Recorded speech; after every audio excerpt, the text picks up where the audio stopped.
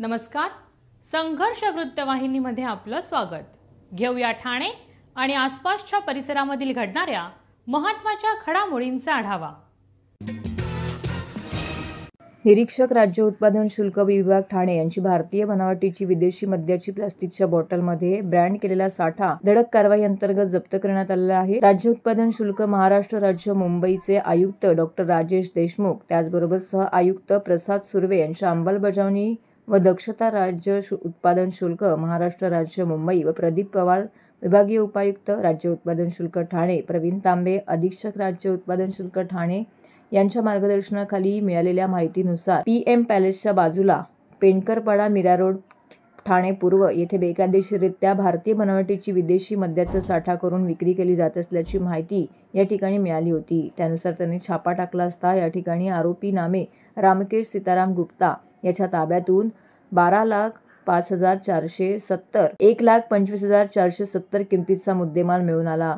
त्याच्याकडून मिळालेल्या मुद्देमालावर चौकशी केली असता त्याने भारतीय बनावटीचा विदेशी मद्याचा साठा हा एक इसम मला हप्त्यातून एक वेळा मद्य पुरवठा करतो त्याची अधिक चौकशी केली असता 4 एप्रिल रोजी मद्यसाठा पुरवणार असल्याची माहिती त्यांना मिळाली होती. त्या अनुषंगाने त्यांनी या हॉटेल परिसरामध्ये सापळा रचला आणि या मद्य पुरवठा करणारा इसम जो होता चेतन, त्याला सृष्टी रोड मीरा रोड पूर्व ठाणे येथे मद्याचा साठा पुरवणार असल्याचं सांगितलं होतं. त्यानुसार रामकेश सीताराम गुप्ता सह चेतन वाईन शॉप समोरील जहांगीर सर्कल सृष्टी रोड मीरा रोड पूर्व तालुका जिल्हा ठाणे येथे थांबलो असता काही वेळातच एका टेम्पोमधून मोठ्या प्रमाणामध्ये ही मद्याची डिलिव्हरी करण्याकरिता आलेल्या इसमाला या ठिकाणी ताब्यात घेण्यात आलेला आहे. या टेम्पोमधून 180 मिली क्षमतेचा रॉयल चॅलेंज विस्कीचा बॉक्स, 180 मिली क्षमतेचा DSP ब्लॅक बॉक्स असे 2 बॉक्स विनावाहतूक पासचे मिळून आल्याने या वाहनावरती कारवाई करण्यात आलेली आहे. तर या कारवाई अंतर्गत एकूण 61,46,550 किमतीचा जप्त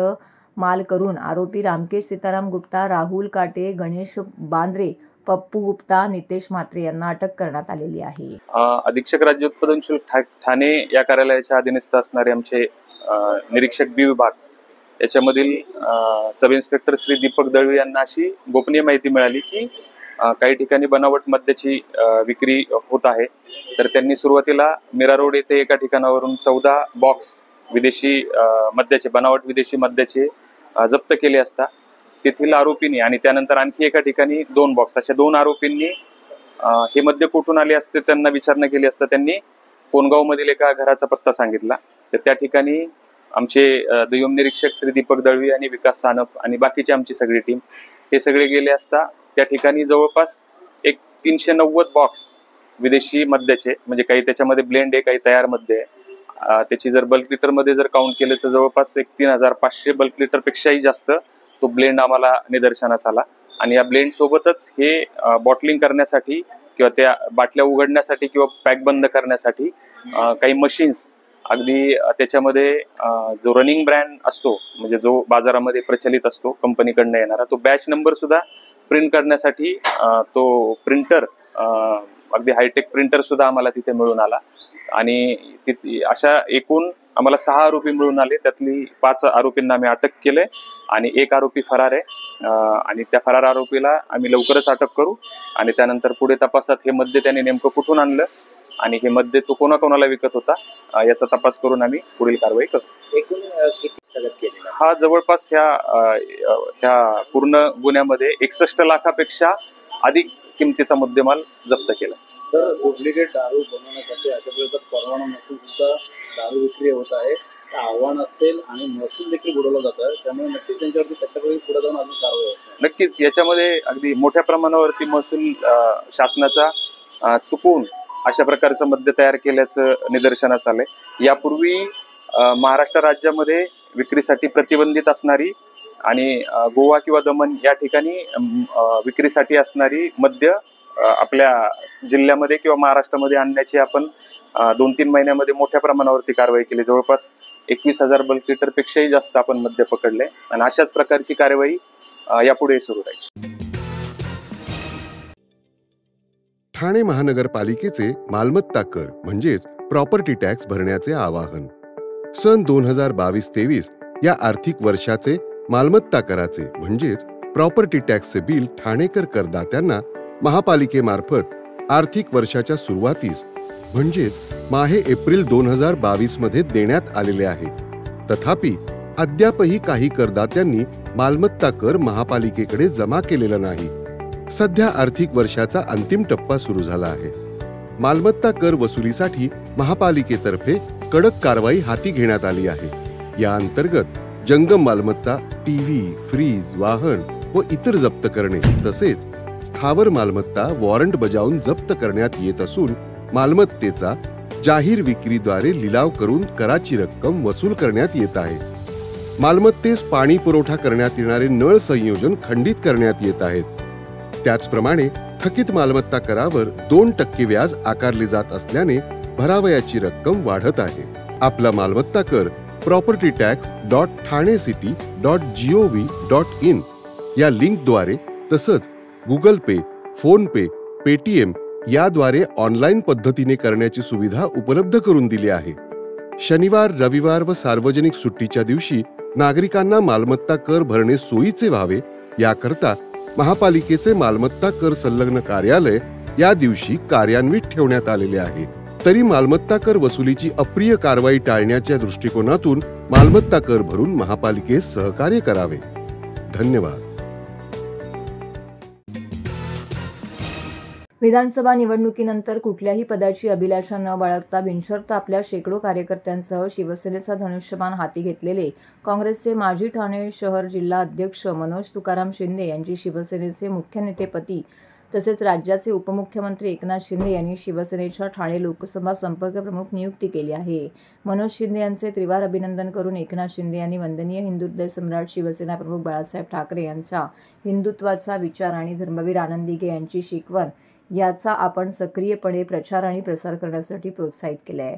डॅशिंग नेते मनोज शिंदे यांनी नुकताच शिवसेनेमध्ये प्रवेश केला होता. त्यानंतर बराच कालावधी उलटल्यानंतर उपमुख्यमंत्री एकनाथ शिंदे यांनी मनोज शिंदे यांच्या शिरावरती मोठी जबाबदारी सोपवली आहे. हिंदुहृदय सम्राट शिवसेना प्रमुख बाळासाहेब ठाकरे यांच्या आशीर्वादाने व शिवसेना मुख्य नेते उपमुख्यमंत्री एकनाथ शिंदे यांच्या आदेशानुसार शिवसेना पक्षाच्या ठाणे लोकसभा संपर्क प्रमुखपदी नियुक्ती केली आहे. पक्षाने सोपवलेल्या नवीन जबाबदारीचे निष्ठेने योग्य तऱ्हेने पालन करण्याचा निर्धार मनोज शिंदे यांनी व्यक्त केला आहे. हिंदुहृदय सम्राट शिवसेना प्रमुख बाळासाहेब ठाकरे यांच्या हिंदुत्वाचा विचार आणि धर्मवीर आनंद दिघे यांची शिकवण याचा सक्रियपणे प्रचार आणि प्रसार करणार असून शिवसेना पक्ष वाढीसाठी सर्वांना सोबत घेऊन कार्य करणार असल्याचा विश्वास मनोज शिंदे यांनी यावेळी व्यक्त केला.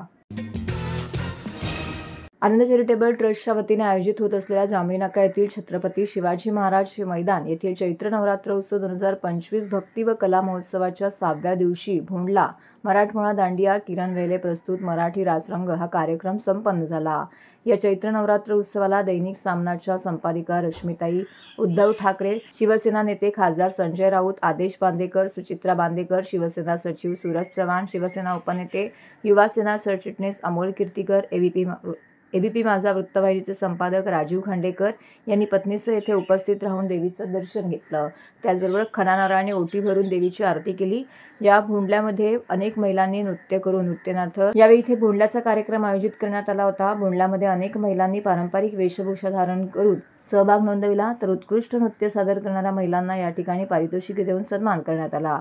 सौ रश्मिताई ठाकरे यांच्या हस्ते लकी ड्रॉची कुपन काढून विविध बक्षिसं देण्यात आली. यावेळी उपस्थित मान्यवरांचे शिवसेना नेते माजी खासदार राजन विचारे, माजी नगरसेविका नंदिनी विचारे, मंदार विचारे, जिल्हा प्रमुख केदार दिघे यांच्या हस्ते सत्कार करण्यात आला.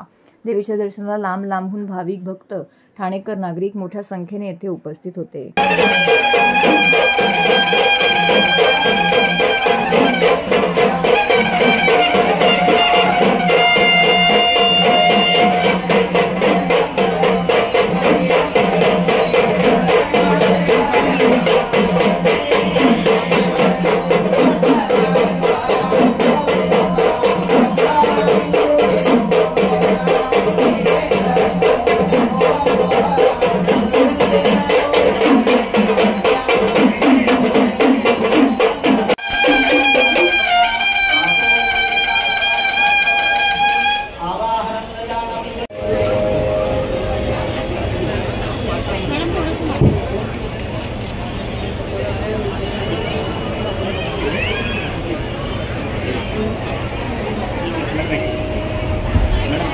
एक फोटो घेऊ ना, फोटो वहिनी इकडे जवळ ना.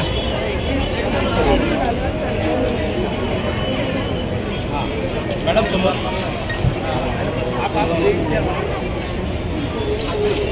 मॅडम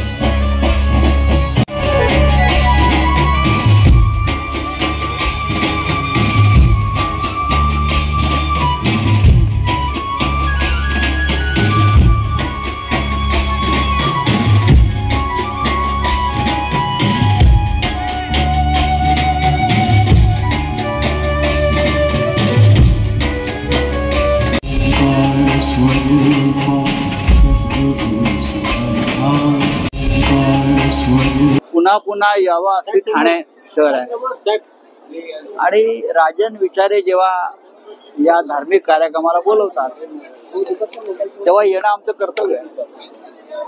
खूप छान असं मंगलमय वातावरण आहे. ठाणेकर उपस्थित आहेत आणि देवीचा उत्सव आहे. ठाणे त्यासाठीच प्रसिद्ध आहे. आता रश्मी ठाकरे जे येत आहेत, सगळे आमचे लोक इथे येत जात असतात. इतर सगळ्याच पक्षाचे लोक येतात आणि एक आनंद देतो हा उत्सव. आता ठाणेकरांनी इथून मागावं देवीकडे.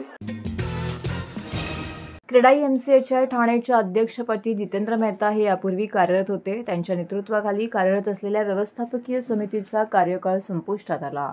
व्यवस्थापकीय समितीची निवड करण्यात आली असून यामध्ये अध्यक्षपदी सचिन मिराणी तर अध्यक्षपदी सरचिटणीसपदी फैयाज विराणी यांची निवड करण्यात आलेली आहे. उपाध्यक्षपदी राजुल वोरा, अमरसिंग ठाकूर, मनीष खंडेलवाल, सहसचिवपदी मंथन मेहता, खजिनदारपदी जय वोरा, सहखजिनदारपदी मनीष देढिया यांची निवड झाली आहे. याशिवाय पुनर्विकास समिती अध्यक्षपदी महेश बोरकर तर सचिवपदी अमित दातार यांची निवड करण्यात आली आहे. व्यावसायिक समिती अध्यक्षपदी हिरेन छेडा तर सचिवपदी मोनिश शहा, झोपडपट्टी पुनर्विकास समिती अध्यक्षपदी भूषण भानुशाली, सचिवपदी देवेंद्र गुप्ता, मुंब्रा कौसा, शीळ समितीचे अध्यक्षपदी एतेशाम खान, जिल्हाधिकारी आणि TMC कार्यालय समन्वय समितीचे अध्यक्ष संदीप महेश्वरी तर सचिवपदी जय बोरा यांची नियुक्ती झाली आहे. क्रेडाई MCHI ठाणेच्या युथ विंगच्या अध्यक्षपदी निमित मेहता, सचिवपदी प्रतीक पाटील, सहसचिवपदी अक्षित परमार, खजिनदारपदी हर्षित शाह, सहखजिनदारपदी यश मुथा आणि वैभव बोरकर यांची नियुक्ति करण्यात आली है. पहले तो रामनवमी की सबको खूब खूब शुभकामनाएं. मैंने आज थाना के प्रेसिडेंट MCHI क्रेडाई के प्रेसिडेंट का आज मैंने रोल स्वीकार किया है. मैं पहले तो अपने जितने भी बिल्डर फ्रेंड्स हैं उन सबको धन्यवाद देना चाहूँगा कि उन्होंने मुझे वो काबिल समझा और मेरे ऊपर वो भरोसा रखा. हमारे काफ़ी इश्यूज़ हैं जो रेगुलर बेसिस पे वी हैव टू हमको गवर्नमेंट को एड्रेस करना पड़ता है. हमको जो हमारे जितने भी लोग हैं उन सबको जो तकलीफ़ें आएगी उनको हमको in a big way present करना है गवर्नमेंट के पास. जितनी भी हमारे तकलीफ़ें हैं उनको जल्द से जल्द सॉल्व करने की कोशिश करनी है. मैं इतना ही कहूँगा कि मैं आज ये पोस्ट के ऊपर हूँ. आई एम वेरी हम्बल और मैं सबको धन्यवाद देना चाहूँगा कि उन्होंने मेरे ऊपर, सब मेरे फ्रेंड्स ने मेरे ऊपर भरोसा करके मुझे ये जिम्मेदारी सौंपी. Thank you. अभी देखिए जैसे अभी जो आएगा हम उस हिसाब से उसको लेके जाएंगे. ये अभी तो शुरुआत हुई है, आज तो मेरा पहला दिन है. आगे आगे जैसे जैसे जो तकलीफ़ें आएगी, जो चीज़ें हमको फेस करना है वो हम उसको फेस करके आगे लेके जाएं. नया विजन यही है कि जो अभी जिस हिसाब से हमारा इंफ्रास्ट्रक्चर डेवलपमेंट हो रहा है, जिस हिसाब से थाना की ग्रोथ हो रही है, हमको TMC के साथ, कलेक्टर ऑफिस के साथ मिलके हम जितना भी हो सके जो ओपन स्पेसेस है, जो भी एम्यूनिटीज़ मेजरली हम पब्लिक के लिए प्रोवाइड कर सकते हैं हम वो सब चीज़ों के प्रेजेंटेशन हम गवर्नमेंट लेवल पे देंगे और हम चाहेंगे वो जल्द से जल्द वो सब एम्यूनिटीज सब हमारे थाने वासियों को मिले जाए। बोधगया येथील ब्राह्मणाच्या ताब्यात असलेले महाबोधी विहार हे मुक्त करून ते बौद्धांच्या ताब्यात द्यावे या मागणीसाठी ठाणे शहरात भंते गौतमरत्न महाथेरो यांच्यासह बौद्ध भिक्खूंच्या उपस्थितीमध्ये 27 एप्रिल रोजी महारॅलीचं आयोजन करण्यात आलं आहे, अशी माहिती बुद्धगया आंदोलनाचे संयोजक भंते विनाचार्य यांनी पत्रकार परिषदेत दिली। बिहार राज्यातील पटना बोधगया येथील महाबोधी विहारात गेली अनेक वर्ष झाले ब्राह्मण व्यवस्थापन आहे। ब्राह्मणाच्या ताब्यात असलेले महाबोधी विहार हे मुक्त करून ते बौद्धांच्या ताब्यात द्या यासाठी देशभर भिक्खू संघाच्या नेतृत्वात महाविहार मुक्तीसाठी आंदोलनं सुरू आहेत। याच अनुषंगाने हा मोर्चा काढण्यात येणार आहे। या पत्रकार परिषदेत भिक्खू संघासह ज्येष्ठ नेते नानासाहेब इंदिसे, राजाभाऊ चव्हाण, भास्कर वाघमारे, समाधान तायडे, संबित खांबे उपस्थित होते। या प्रसंगी भंते विनाचार्य यांनी सांगितले की संबंध देशातील धार्मिक स्थळांवरती संबंधित धर्माचे प्राबल्य असते, मात्र बुद्धगया येथील विहाराचा ताबा ब्राह्मणांकडे आहे।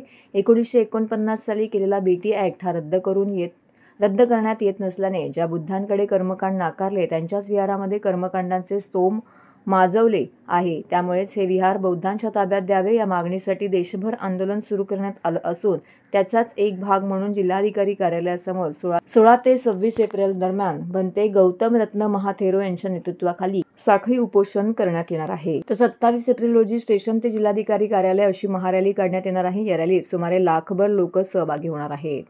आज भारतातील महान सम्राट चक्रवर्ती अशोक राजा यांचा जयंती आहे 2329वा। या जयंतीच्या दिवशी ठाणे जिल्ह्यातील सर्व नागरिकांच्या वतीने मी एक आवाहन करतो। महाबोधी महाविहाराचा जो आंदोलन पूर्ण भारतामध्ये चालू आहे, देशभरात चालू आहे, बीटी ॲक्ट 1949 रद्द होऊन संबोधित स्थान बौद्धांच्या हाती केंद्र सरकार आणि बिहार सरकारने द्यावे, त्यासाठी संपूर्ण ठाणे जिल्ह्यातील विविध तालुक्यांमध्ये आपण आंदोलन मोर्चे केलेले आहेत। आता या जिल्ह्यामध्ये जेवढे तालुके आहेत, मुरबाड, शहापूर, भिवंडी, ठाणे, कल्याण, अंबरनाथ येथील लाखो बौद्धांचा एक सामूहिक सांघिक लाखो लोकांचा विशाल विराट शांतता महारॅली 27 एप्रिल 2024 रोजी सायंकाळी 4 वाजता आपण ठाणे स्टेशन पासून जिल्हाधिकारी कार्यालयापर्यंत आयोजित केलेले आहेत। त्या अगोदर 10 दिवस साखळी उपोषण होणार आहेत 15 एप्रिल ते 26 एप्रिल पर्यंत। तरी महाबोधी महाविहार बौद्धांच्या हातात यावे, बीटी ॲक्ट रद्द व्हावे, त्यासाठी बौद्धांसोबत तमाम समाजातील नागरिक या आंदोलन उपोषणामध्ये सामील व्हावेत असं आम्ही या ठिकाणी भिक्खू संघ आणि सर्वांच्या वतीने आवाहन करतो। धन्यवाद। तर हे होतं संघर्ष वृत्तवाहिनीचं आजचं बातमीपत्र।